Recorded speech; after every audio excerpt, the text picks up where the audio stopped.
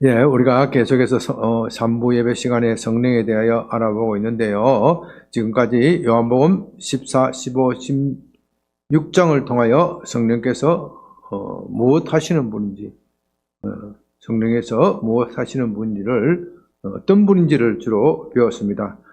그리스도께서는 내가 잠시 후면 너희가 나를 보지 못할 것이요 잠시 후면 나를 보리라.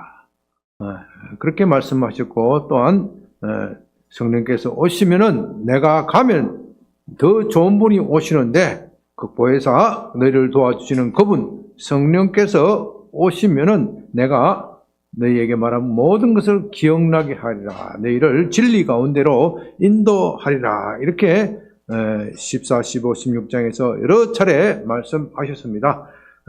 이 요한복음 20장은 바로 예수님의 그 약속의 말씀에 따라서 새 언약, 성령을 주신다는 새 언약의 말씀에 따라서 성령께서 오시는 장면입니다.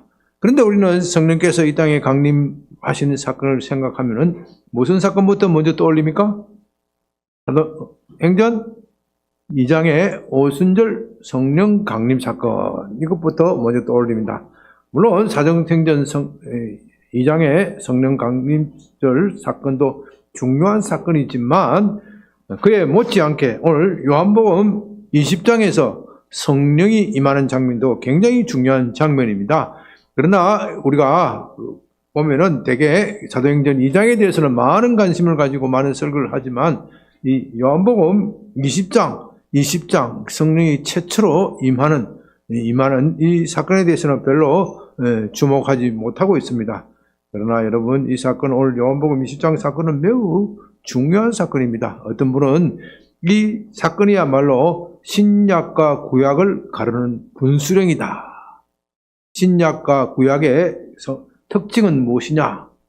신약과 구약의 특징은 구약의 성도는 성령을 받지 못하고 신약의 성도는 성령을 받는 것이, 구약의 성도는 성령을 받지 못하고 장차 임하실 그리스도, 장차 임하게 될 성령의 인도하심, 그거를 기도하는 성도들이고, 우리 신약의 성도는 이미 임하신 그리스도를 믿고 그 믿음으로 성령을 받은 성도들이다.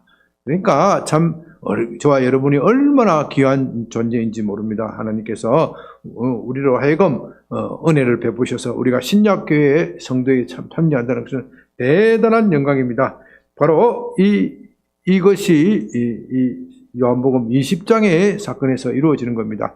그러니까 오늘 보면서는 매우 중요한 것이기 때문에 여러분들이 잘 메모했다가 잘 이 역사적 사건을 잘 이해해서 정말 성령을 받으라 한 말씀 속에서 성령을 받을 뿐만 아니라 계속해서 받고 받아서 또 충만해져서 마침내 주님께서 원하시는 삶, 이 세상의 빛과 소금이 되는 여러분이 되시길 바랍니다. 자, 22절에 오늘 20장의 사건은 예수님께서 부활하신 후 첫날, 20장 19절에 보면 이날 곧 안식 후 첫날 저녁 때 있었던 사건입니다. 안식 후 첫날 새벽 미명에 20장 11절에 보면 주님께서 부활하시고 마리아에게 처음으로 나타나신 걸 나옵니다. 마리아에게 나타나신 그리고 다른 성경에 하면 곧 베드로에게도 나타나셨다. 그렇게 이야기를 하고 있습니다. 그리고 그날 저녁에 제자들이 모였습니다. 대부분의 제자들은 예수님의 부활을 보지 못하였습니다. 마리아가 예수님을 부활을 목격하였다 하는 말을 듣고 원래 그들은 모이기도 두려워하고 힘들어했던 사람인데 마리아가 하도 이상한 소리를 이야기하고 베드로도 나도 보았다. 아니 베드로는 보았다고 말하지만 자신이 없어. 베드로는 주님을 보기를 보았는데 자세히 보지는 못했던 것 같아. 여러 정황을 볼 때 마리아 말이 맞다. 마리아의 말이 맞다. 주님이 부활하신 것은 틀림없는 것 같아. 이런 식으로 이야기를 하니까 제자들 사이에 이 것이 어떻게 될 것인가 궁금하기도 하고 앞으로 어떻게 살아나갈 것인가, 앞으로 우리가 그동안 예수님을 따라던 무리들이 어떻게 해야 될 것인가, 자신들의 말하자면 조직의 장래를 생각하면서 저녁 모임을 가지는 겁니다. 바로 그 자리에 주님께서 나타나셔서 너희에게 평강이 있을지어다 그렇게 말하면서 아버지께서 너희를 보내는 것 같이 나도 너희를 보낸다. 나도 너희를 세상에 복음 전하러 보낸다. 그렇게 말씀하시면서 22절에 이 말씀을 하시고 그들을 향하여 숨을 내쉬며 어떻게 해요? 이르시되 성령을 받으라. 성령을 받으라. 숨을 내쉬며 성령을 받으라. 이 순간에 성령이 임하셨다. 이것은요, 모든 신학자들이 다 일치하여 동의하는 내용입니다. 우리는 일반적으로 성령이 언제 이 땅에 강림하셨느냐 하면 사도행전 2장 사건을 또 올리는데, 그러나 이미 예수님께서 부활하시고 나서 제 아들에게 성령을 받으라, 숨을 내쉬면서 성령을 받으라 이렇게 말한 순간, 그때 이미 예수님께서 숨을 내쉬는 그 순간 성령이 임하였다. 그건 모든 신학자들이 다 동의를 하는 내용입니다. 여기서 숨을 내쉰다 하는 그 단어가 참 중요합니다. 여기서 내쉰다는 것은요, 운다는 것을 말하는 거죠. 운다. 그냥 후 부는 것이 아니고, 저는 헬라에 뭐 그렇게 깊은 조예가 없습니다만은 이 본문을 해석하는 아주 탁월한 신학자들의 말에 의하면 여기서 이 내쉰다는 말은 이 헬라어 성경에는 단 한 번만 사용된다는 거예요. 단 한 번만 사용된다는데 일반 세속적인 헬라 문헌에서는 이 숨을 내쉰다, 뭐 어떨 때 숨을 내쉬냐, 우리가 숨을 내쉬는 것도 여러 가지 방법 있잖아요. 그냥 훅 내쉬고 그냥 평상시로 훅 하는 거 있고, 관악기라 그러죠? 피리, 관악기 맞죠? 피리를 볼 때 어떻게 해요? 힘을 다해서, 물론 막 힘만 주는 것도 아니고 강약을 조절하면서 훅 부르잖아요. 어쨌든 간에 집중하여 훅 부는 거예요. 훅 부는 거예요. 집중하여 훅 부는 거예요. 그러니까 이 예수님께서 성령을 받으라 하면서 훅 부을 때 그냥 일반적으로 훅 부는 것이 아니고 각 제자들 한 사람 한 사람이 마치 악기라도 되듯이 그 한 사람 한 사람에게 숨을 훅 불어준다. 그런 의미를 가진 단어예요. 그런 의미를 가진 단어예요.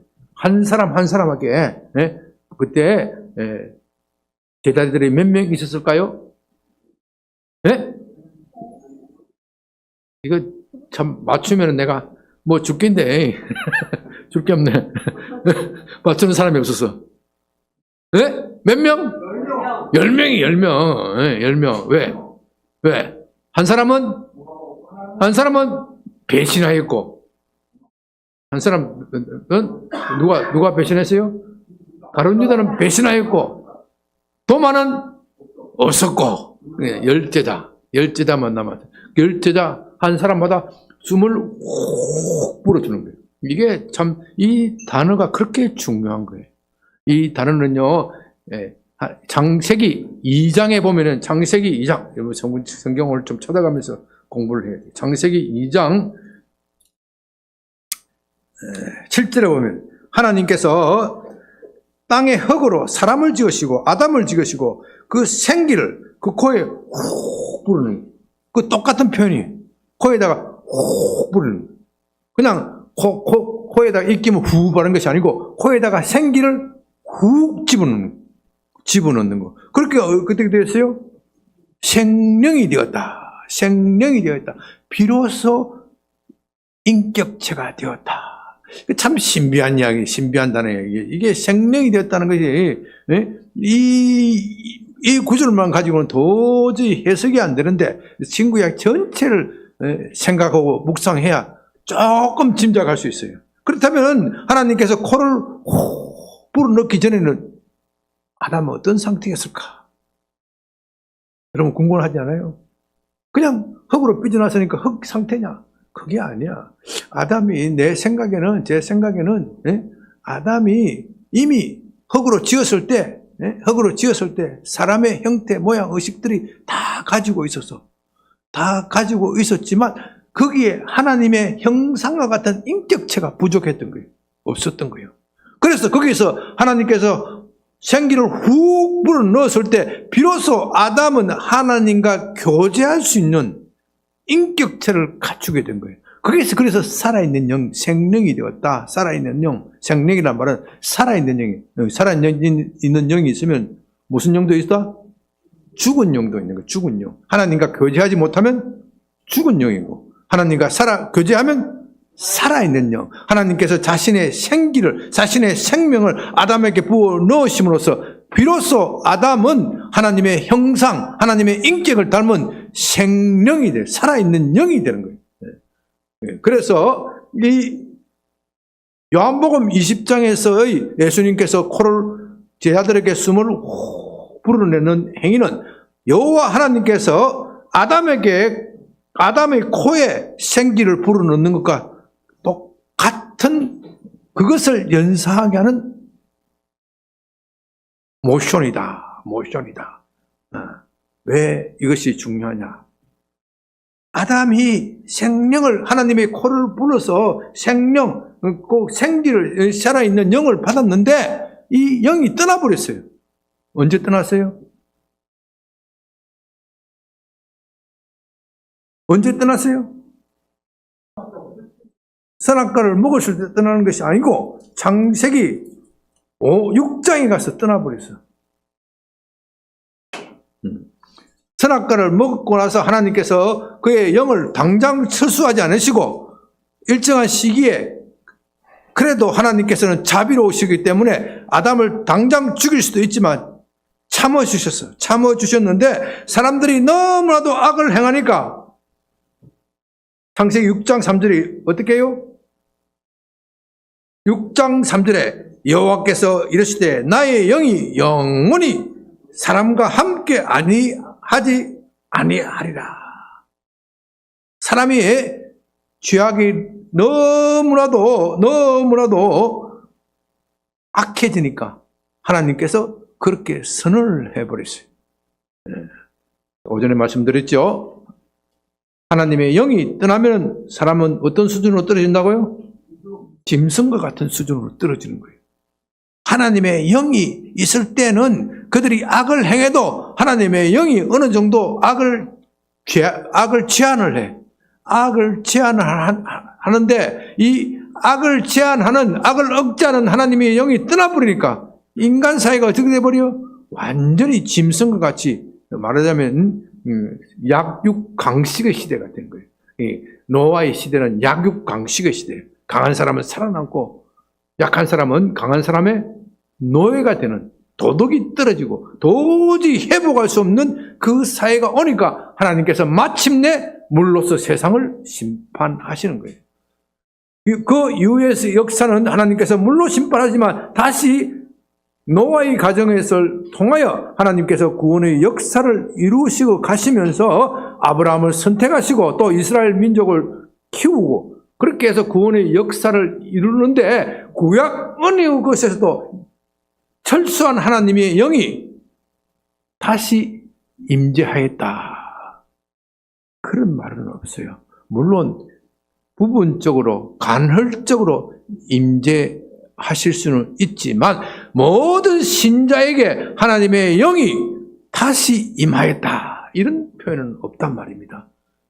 여호수아가 하나님의 영에 충만하여 예언을 하기도 하고 모세가 하나님의 영에 충만하기도 하지만 그것은 간헐적으로 있는 사건이고 모든 신자에게 보편적으로 일어나는 사건은 없었다. 그 대신 하나님께서 이스라엘 백성들에게 율법을 주시면서 너희가 이 율법을 지키면 살리라. 그렇게 율법을 주시기도 하셨고, 그러나 그들이 율법을 지키지 못하자 하나님께서 새로운 언약을 약속하시는데, 예레미야와 에스겔을 통하여 약속하시는데 너희에게 내가 새 영을 부어주겠다. 새로운 영을 부어주겠다. 그러니까 구약 시대에는 그 새 영을 부어주는 언약의 사건으로 끝난다.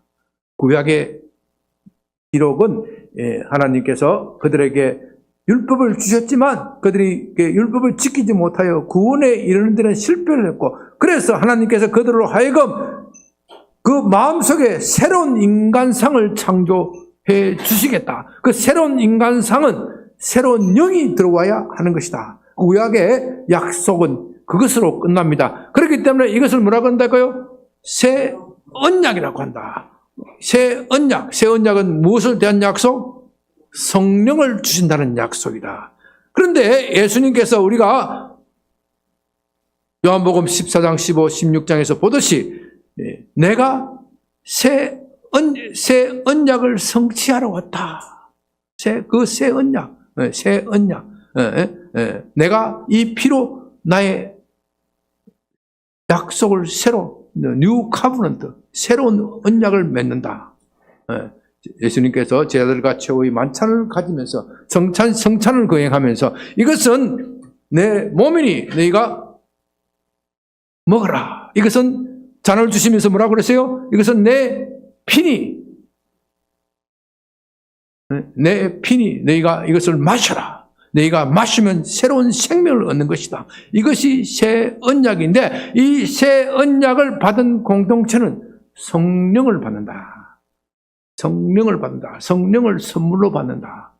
그래서 예수님께서 하신 모든 일을 종합하면 그분이 구원 사역을 이루시고 십자가에서 돌아가시고 성천하시고 하시면서 마지막에 뭘 주신다?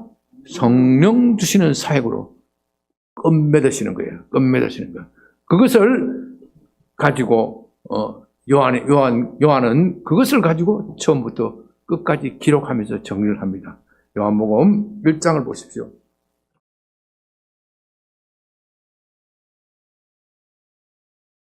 요한복음 1장 33절에서 나도 그를 알지 못하였으나 나를 보내어 물로 세례를 베풀라 하신 그이가 나에게 말씀하시되 성령이 내려서 누구 위에든지 머무는 것을 보면 그가 곧 성령으로 세례를 베푸시는 이인 줄 알라. 이것이 누구의 말입니까? 누가 지금 이 말을 해요? 요한. 무슨 요한? 세례 요한. 세례 요한. 이 회개의 세례를 전파하면서 요단강에서 사람들에게 세례를 베풀었습니다. 이것만 하더라도 대단한 사건이죠. 제가 기독교의 기초진리 6가지 세례에 대해서 말할 때 이것만 하더라도 정말 대단한 사건이었다. 왜냐하면 구약시대의 사람들은 죄의 사함을 받으려면 동물의 희생제사를 드려야 되는데 그것도 필요 없고 세례만 받으면, 물로 세례만 받기만 하면 죄 용서 받는다. 그러니까 얼마나 획기적이고 대단한 일입니까? 이것만 해도 대단한 것인데 요한은 여기서 한 걸음 나가서 뭐라고 이야기합니까? 내가 물로 세례 주는 건 이건 아무것도 아니다. 이거는 본체가 아니고 실체가 온다. 실체가 오는데 그게 뭐래요? 성령으로 세례를 베푸시는 분이 온다. 성령으로 세례를 베푸시는 분이 온다. 그분이 누구라고요? 예수님. 그분이 예수님이다. 그러니까 예수님은 성령으로 세례를 베푸는 분이다. 다시 요한복음 3장에 가서 예수님이 니고데모에게 뭐라고 말씀하십니까? 요한복음 3장 5절에서 진실로 내게 이르노니 사람이 물과 성령으로 나지 않으면 하나님 나라에 들어갈 수 없느니라. 물과 성령으로 거듭나지 않으면 하나님 나라에 들어갈 수 없느니라. 제가 이 부분에 강의할 때 물은 성령으로 해석하는 분들도 많이 있습니다. 그것도 맞고요. 저는 그것보다는 저는 문맥에 볼 때 요한의 세례를 말하는 거예요. 물로 세례를 받아야 된다. 그러나 물의 세례는 상징적이고 실체는 뭐예요? 성령으로 받으라. 그러니까 여기서 물도 성령으로 해석해도 무방하다. 그것도 가능한 해석입니다. 그것뿐만 아니라 그것도 좋은 해석이에요. 좌우지간 중요한 것은 여기서 물이 아니고 뭐예요? 성령을 받아야 하나님 나라에 들어갈 수 있다. 다시 말해서 성령을 받아야 진짜 그리스도인이 된다. 맞죠? 성령을 받아야 진짜 그리스도인이 되는 거예요. 왜? 그리스도인이면서 하나님 나라에 들어가지 못하는 그리스도인은 말이 안 되는 거죠. 그리스도인은 하나님 나라에 들어가야 돼요, 안 돼요? 들어가야 돼요. 예. 들어가려면 뭘 받아야 돼요? 성령을 받아야 돼요. 성령을. 예수님께서 그렇기 때문에 이것을 염두에 두시고 장차 자신이 제자들에게 베푸실, 그를 믿는 사람들에게 베푸실 성령을 염두에 두시고, 사람이 물과 성령으로 거듭나지 않으면, 다시 말해서 성령으로 거듭나지 않으면 결코 하나님 나라에 들어갈 수 없다. 그런데 너희가 성령을 받으려면 어떻게 해야 된다? 예수님의 십자가의 사역을 믿어야 한다. 나를 믿어야 한다. 그러니까 예수님을 믿어 구원을 받는다는 말도 맞고, 성령을 받아서 구원을 받는다는 말도 맞는 거예요. 이해가 되십니까? 네, 그렇게 해서 예수님께서 그렇게 말씀하시고, 우리가 요한복음 14, 15, 16장에서 보았듯이 예수님께서 성령께서 오시면은 구체적으로 어떤 일을 하실 것이다, 그렇게 말씀하셨죠. 그리고 마지막으로 오늘 본문에 보았듯이 드디어 예수님께서 성령을 베푸셨단 말입니다. 이제 이 사건과 오순절 성령 강림절 사건과의 관계가 어떻게 되는 것인지 하는 것은 아주 복잡한 문제인데, 신학적으로도 논쟁이 많고 복잡한 문제인데, 여러분들은 간단하게 그렇게 정리하시면 돼요. 제가 언젠가 말씀을 드린 적이 있는데, 사도행전 강의할 때 말씀드리는데, 성령께서는 이미 오순절 성령 강림절 사건에 오시기 전에 이미 이 땅에 임하셨고, 오순절 성령 강림 사건은 성령께서 이 땅에 공식적으로 취임하신 것을 선포하는 사건이다. 빰빠레를 울리는 사건이다. 여러분, 전방에 사단장이 부임을 하면요, 전방에 가보면 사단장이 대단하거든요. 네, 사단장 말 한마디면 사단장이 오늘 뭐 마음에 안 들으면 외박 없어! 하면 어떻게 돼요? 네, 오늘 지금부터 뭐 한 달간 외박 없어! 하면 어떻게 돼요? 외출 없어! 이렇게 하면 어떻게 돼요? 네? 여러분들은 그 전방에 근무 안 해봐서 잘 모르겠지. 네. 그러면요, 이 군인들도 힘들지만 제일 힘든 게 누구예요? 네? 가족들이 아니고 그 군인들 상대로 장사하는 사람들, 네. 장사하는 사람들, 네? 얼마나 힘든지 몰라. 그러면 와가지고요, 이거 뭐 시장 군수부터 다 찾아와가지고, 사장님, 저희들이 뭘 잘못했습니까? 예? 용서하십시오. 무릎 꿇고 빈다니까? 사단장 권세가 그만큼 대단해요. 전방에 가면 진짜, 요새는 뭐 민주화된 군대라서 어떨지 모르지만은, 저희가 근무할 때는 진짜 이거 쫄병이, 예? 사단장 보려면은, 예?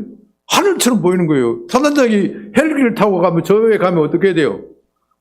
하늘 공중을 쳐다보고 딱 절을 해야 돼. 예? 딱 절을 하면 또 사단장이 또 보고 있다고. 예? 딱 보고 있다가 절하는 놈이 있으면 어떤 내려가지고 참모한테 저 턱박 보내 이런다고. 턱박 보내. 예? 그럼 일주일 더 보상휴가야. 여기 사단장 권세가 대단해요. 대단한데 이 사단장이 임무 교체를 해요. 임무 교체. 예? 예. 예를 들면 전방 뭐 1사단, 3사단 뭐 이렇게 임무 교체를 하면은 사단장이 이 취임식을 한다고. 이 취임식을 하면 뭐 빵빠레 울고 대단히 야단해. 사단마다 군악대라는 게 다 있어요. 그러니까 빵빠레 울리고 말하는데, 그 사단장이, 신임 사단장이 그날 이 취임식 할 때 서울에서 육군본부에서 뻥 차고 차 타고 떠나는 것이 아니라 그 전날 미리 와 있어. 왜? 이 취임식 교체하는 순간에 전쟁이 터지면 어떡할 거예요? 그죠? 그러니까 이 비상시를 대비해야 되기 때문에 이미 그 사람은 사단의 그 지역에 들어가서 인수인계를 사실상 다 하는 거예요. 네. 전임 사단장은 뭐 앉아가지고 다 하는 거예요. 네. 그때, 그러니까 이 예수님하고 성령께서 지금 성령 강림절 사건, 지금 이 부활절 사건과 성령 오순절 사건은 오순절 50일, 50일이잖아요. 성령과 이성을 부활절이 50절이 오순절이란 말이에요. 정확하게 말하면 49일인데 부활절을 기준으로 하면은 안식일을 기준으로 하면 50일이고 이 50일 동안 성령과 예수님이 임무교대하는데 임무교대하기 때문에 동시 근무하는 기간이야. 이 히스토리컬은 합동근무하는 합동근무 합동 이 땅에서 근무하는 기간이에요. 좀 이해가 되겠어요? 그리고 예수님께서 성천을 딱 하시고 이 오순절 열흘 전에 딱 성천하시고 그때부터는 성령께서 사실상 이 땅을 딱 장악하고 계신 거예요. 성천하시고 나서는. 그리고 그 자신의 취임을 오순절 성령 강림 사건 때 온 세계에 선포를 하는 거예요. 이렇게 이해하면은 큰 무리가 없어요. 그러니까 뭐 복잡한 이론을 가지고 뭐 이렇게 이야기를 하는데 이렇게 설명하면 이렇게 여러분들 이렇게 정리하고 마음속에 가지면은 아주 심플해지고 지금 이 요한복음 20장과 사도행전 2장의 사건 사이에는 49일간의 기간이 있는데 이때는 이 기간은 성령과 예수님이 동시 근무하는 기간이다. 하나님이 얼마나 치밀하게 우리를 위해서 배려하고 계신지 몰라요. 이 기간 동안 혹시라도 비상사태가 생겨서 마귀가 이상하게 장난치면 안 되니까 물샐 틈 없이 예수님께 성령을 미리 보내서 교대 근무를 쫙 하게 하시는 거예요. 참 은혜가 되죠.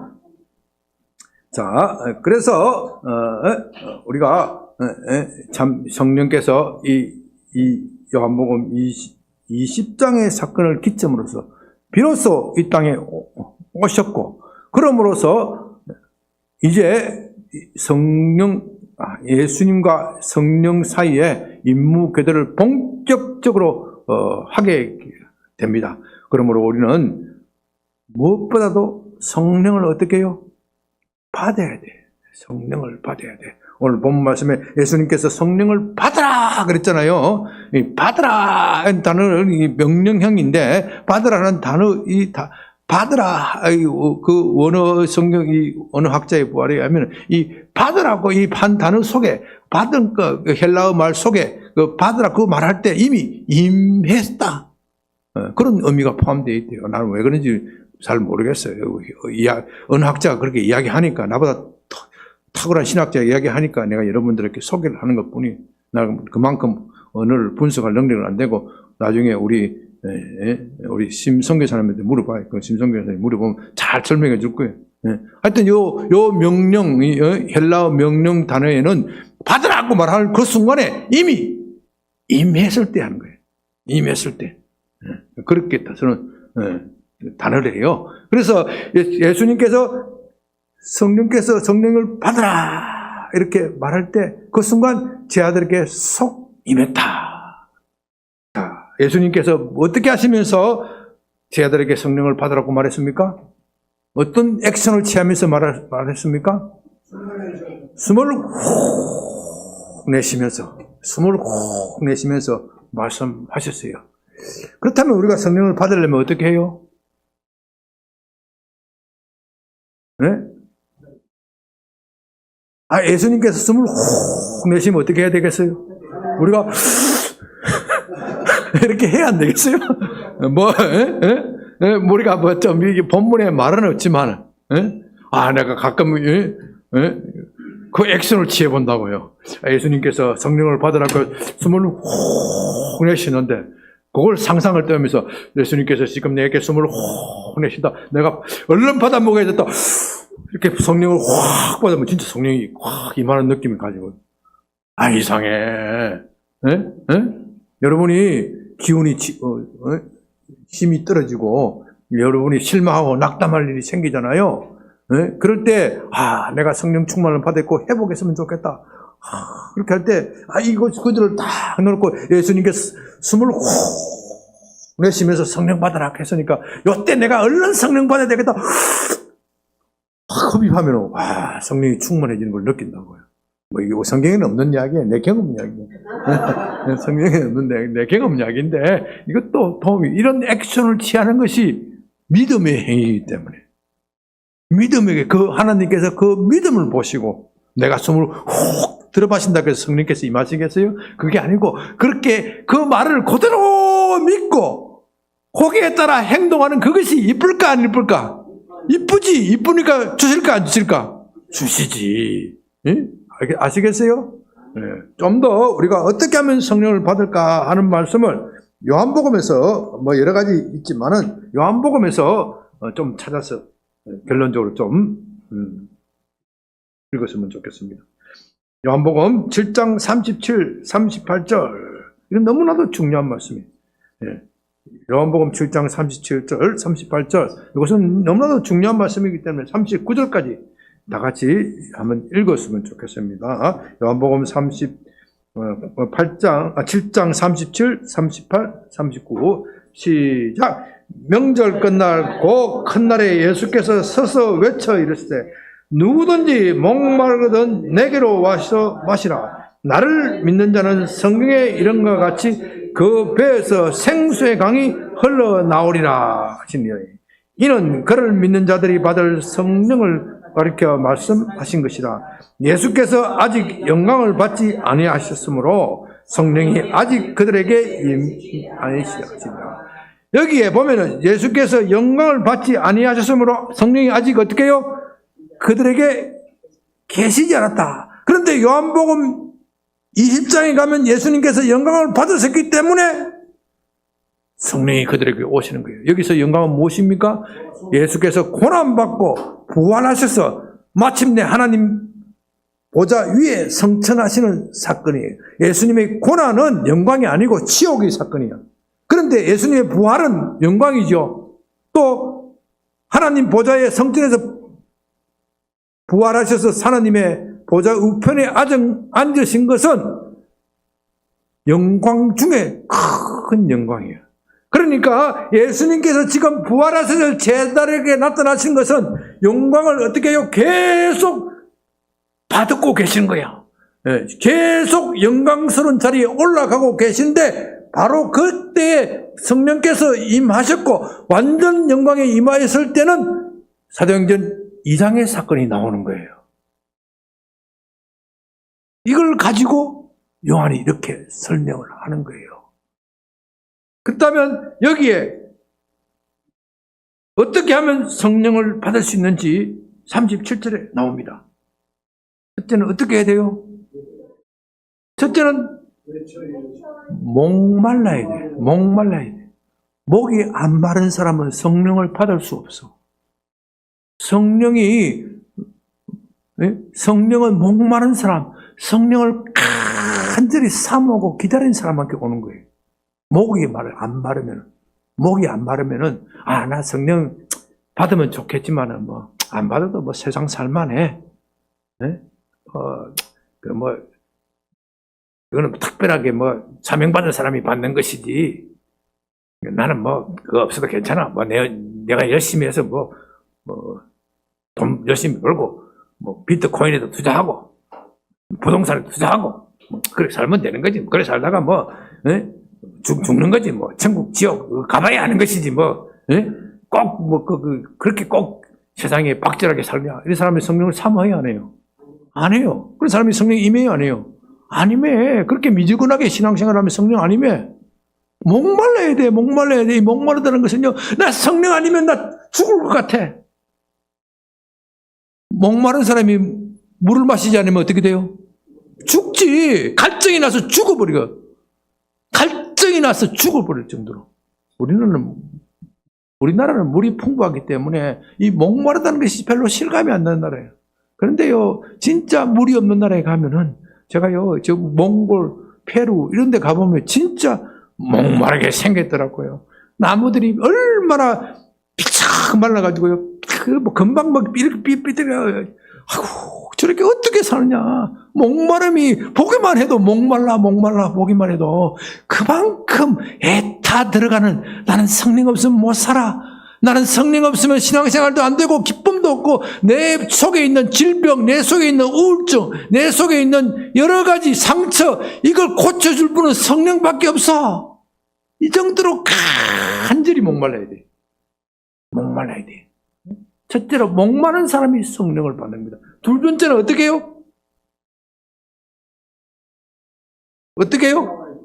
예수께 와라 그래. 내게로 와라 그랬어요. 내게로 와라. 두 번째는 내게로 와라. 예수님을 믿으라는 것이에요. 예수님을 믿으라.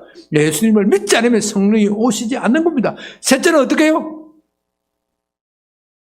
셋째는 어떻게 해요?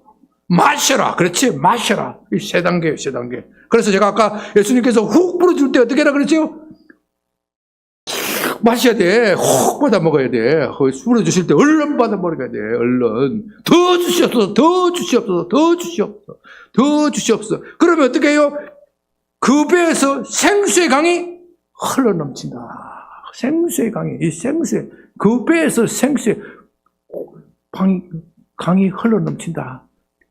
성령을 붓기는 코를 통해서 부었는데 생명은 생수의 강이, 생수의 강이 배에서 흘러넘친다. 배에서 생수의 강이 흘러넘치는 경험을 해야 돼요. 그리스도인들은 이 배에서 생수의 강이 흘러넘치는 경험을 해야 돼요. 이 경험을 하지 못하면요, 신앙생활 하는 것이 그렇게 피곤하고 힘들어.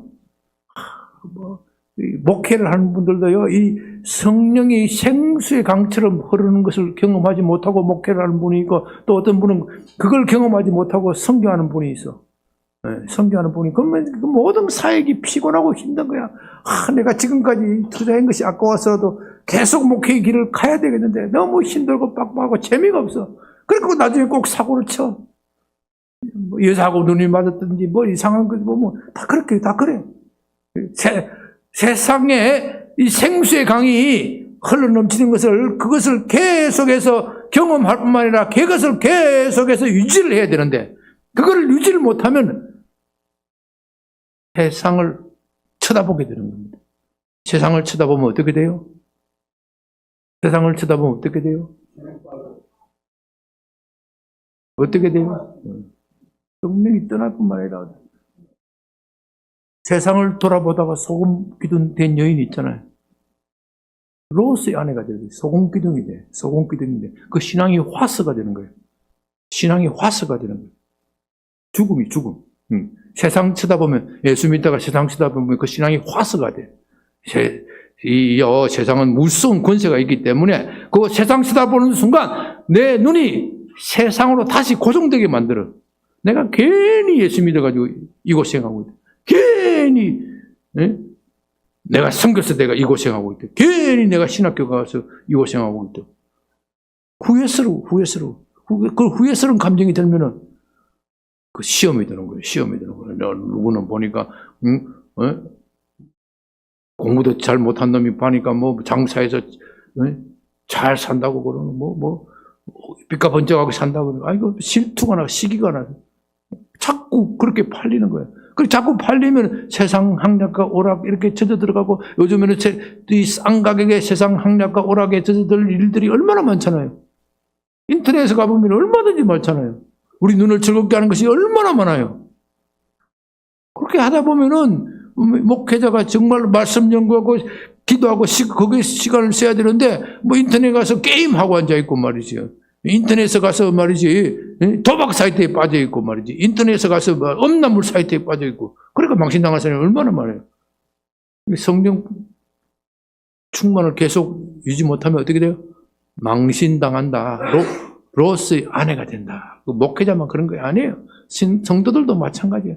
성도들도 이 성령의 충만을 한번 경험해서 되는 게 아니야. 그 배에서 생수의 강이 계속해서 흘러내려야 돼. 그 강은 계속해서 흘러내려야 강이지. 강이 한번 흐르다가 말면 뭐가 돼요? 아무것도 아니야. 그래요, 안 그래요? 강은 한강처럼 계속 흘러내려야 강이지. 어쩌다가 흘러내리고 어쩌다가 안 내리면 이건 강 역할을 못하는 거예요. 여러분 한강 말하는 거 봤어요? 대한민국 역사에서 한강 말하는 여사가 있었어요? 그 정도 큰 강은 돼야지. 예? 조금 뭐 비가 안 오면 말이지 바짝 말라가지고 말이지 이 사람 저 사람 찌르면 안 돼. 예? 이 사람 저 사람 성령 조금 받을 때는 해 그리고 막 어쩌고저쩌고 하다가 성령 좀 성령께서 좀 떠나신 듯하면 성령은 떠나지는 않지요. 그런데 우리가 느낄 때는 떠날 때가 있어. 떠난다고 느낄 때. 그리고 떠나면 마음이 각박해져가지고 이 사람 저 사람 찌르고 말이지 말썽 이러고 그러면 안 돼. 성령이 어떻게 생수의 강처럼 흘려야 돼. 생수의 강. 예수님께서 우리에게 코를 생기로 불어주실 때 그 불어주신 그것을 기점으로 그것을 붙잡고 생수의 강이 내게 넘치도록 하기 위해서는 어떻게 해요? 첫째는 목말라야 돼. 목말라야 돼. 두 번째는 예수님께 와야 돼. 예수님의 이름으로 성령 주시기를 자꾸 구하는 거예요. 그 다음에 어떻게 해요? 마셔야 돼. 마셔야 돼. 성령께서 임하시면은, 임한 줄을 믿습니다. 그 믿음에 따라서 행하는 겁니다. 자, 오늘 여러분, 우리가 오늘 말씀 잘 들었으니까 우리 찬양 한 장 부르고, 우리가 성령 충만, 오늘, 하나님께서 우리에게 성령을 충분히 부으실 것인데, 이것을 어떻게 마셔야 돼요? 따라합니다. 마시자. 기분 좋지요? 네, 힘나죠? 다시 한번 내가 예수님이라 생각하고 그러면 여러분 어떻게 돼요? 기분이 어때요? 좀 달라지는 것 같아요? 와, 표정이 다 바뀌었네. 이렇게 기도할 때 힘이 안 나면 이 요한복음 2장, 요한복음 20장 몇 절이 아까? 22절의 말씀을 생각하면서 예수님께서 내게 성령 부으신다. 내가 받아 마셔야 돼. 이렇게 하면 더 힘이 난다고요. 자, 우리 기쁨으로 찬양 300장.